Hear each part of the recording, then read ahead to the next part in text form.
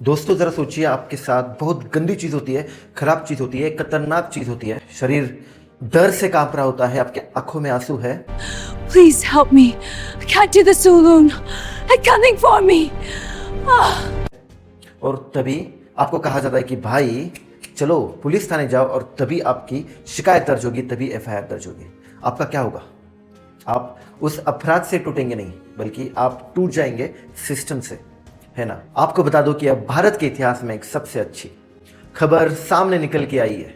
एक बड़ी ऐतिहासिक चीज तेलंगाना से हुई है। अब होगा ये कि सिस्टम, पुलिस खुद चल के पीड़ित के पास आएगा, एफआईआर दर्ज करेगा। अब पीड़ित को ये मैंडेटरी नहीं होगा कि पुलिस थाने ही जाए और एफआईआर दर्ज करे। वो भी संवेदनशील केसेस में पुलिस ही खुद चल के पीड़ित के पास आएगी, वो भी उसके दरवाजे पे। Please tell me what happened. Thank you, officer. I was so scared. You're safe now. अब एक कानून की नहीं बल्कि इंसानियत की एक सबसे बड़ी चीज़ है, सबसे बड़ी जीत है दोस्तों। अब यहाँ पे लोग कानून से डरेंगे नहीं, बल्कि कानून यहाँ पे उनका दोस्त बनेगा, सहारा बनेगा। अब तक क्या होता था दोस्तों, अगर किसी के साथ गंभीर अपराध भी हो जाता था ना, चोट हो, मानसिक धक्का हो या फिर कुछ भी हो, उसको सबसे पहले कंप्लेंट दर्ज करने के लिए पुलिस थाने ही जाना पड़ता था, और फिर वहाँ जाके एफआईआर दर्ज करनी पड़ती थी। पुलिस थाने के चक्कर लगवाने पड़ते थे, और तभी फिर आया कभी पॉलिटिकल प्रेशर आया, कभी किसी पॉलिटिशियन का, कभी किसी ब्यूरोक्रेट का, बिजनेसमैन का प्रेशर, और उसी में बड़ी दिक्कत और गड़बड़ हो जाती थी, है ना। अब सवाल उठता है कि किन मामलों में घर पर एफआईआर दर्ज होगी। यह बेहद ज़रूरी जानकारी है दोस्तों, क्योंकि घर पर एफआईआर तब दर्ज की जाएगी जब अपराध महिलाओं के खिलाफ हो, बच्चों के खिलाफ हो, मानव शरीर को नुकसान पहुंचाने से जुड़ा हो, संपत्ति से संबंधित गंभीर अपराध हो, या फिर POCSO act, SC/ST prevention of atrocities act, बाल विवाह निषेध अधिनियम और तेलंगाना रैगिंग निषेध कानून के अंतर्गत आता हो।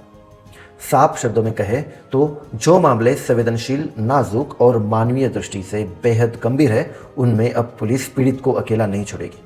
CID अधिकारियों ने स्पष्ट कहा है कि बहुत बार पीड़ित लोग मानसिक रूप से टूटे हुए होते हैं, डरे हुए होते हैं, और शारीरिक या मानसिक रूप से थाने जाने की हालत में नहीं होते। लेकिन एफआईआर दर्ज होना उनकी सुरक्षा, उनकी इज्जत और उनके न्याय का पहला कदम होता है। इसी बात को ध्यान में रखते हुए यह नई व्यवस्था लाई गई है। और इसमें अब CID के जो चीफ है, चारू सिन्हा वहाँ के, उन्होंने एक बड़ी महत्वपूर्ण बात कही है दोस्तों। उन्होंने कहा है कि जो चीज़ है वो पूरे भारत में पुलिस सिस्टम में एक रिवोल्यूशन ला सकती है। मतलब पहले ये होता था कि हमारी जो सिस्टम है वो थी सिस्टम सेंट्रिक, है ना, लेकिन अभी वो बनेगी पीपल सेंट्रिक। मतलब अब जो जनता है वो सिस्टम के पास चल के नहीं जाएगी, बल्कि जो सिस्टम है वो खुद चल के जनता के पास आएगा। अब जानते हैं कि ये नई प्रक्रिया काम कैसे करेगी। अगर किसी संज्ञेय अपराध की जानकारी फ़ोन पर या मौखिक रूप से पुलिस को मिलती है ना, तो उस क्षेत्र की पुलिस या फिर 0 एफआईआर के मामले में कोई भी पुलिस अधिकारी तुरंत पीड़ित के घर, अस्पताल, अपराध स्थल या पीड़ित की पसंद की किसी भी जगह पर जा सकता है। वहां जाकर शिकायत दर्ज की जाएगी और पीड़ित या घटना की जानकारी रखने वाले व्यक्ति से रिपोर्ट ली जाएगी। इसके बाद वह शिकायत संबंधित पुलिस स्टेशन को भेजी जाएगी, जहां एफआईआर आधिकारिक रूप से दर्ज होगी। एफआईआर की एक कॉपी पीड़ित या सूचना देने वाले व्यक्ति को उसी के घर या चुनी हुई जगह पर दी जाएगी, और उन्हें थाने बुलाया नहीं जाएगा।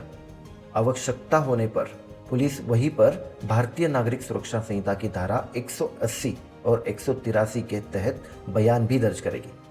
इसके साथ साथ पुलिस अपराध स्थल को सुरक्षित करेगी, सबूतों की रक्षा करेगी और कानून के अनुसार आगे की जांच शुरू करेगी। दोस्तों, ये बस एक सरकारी फैसला नहीं है।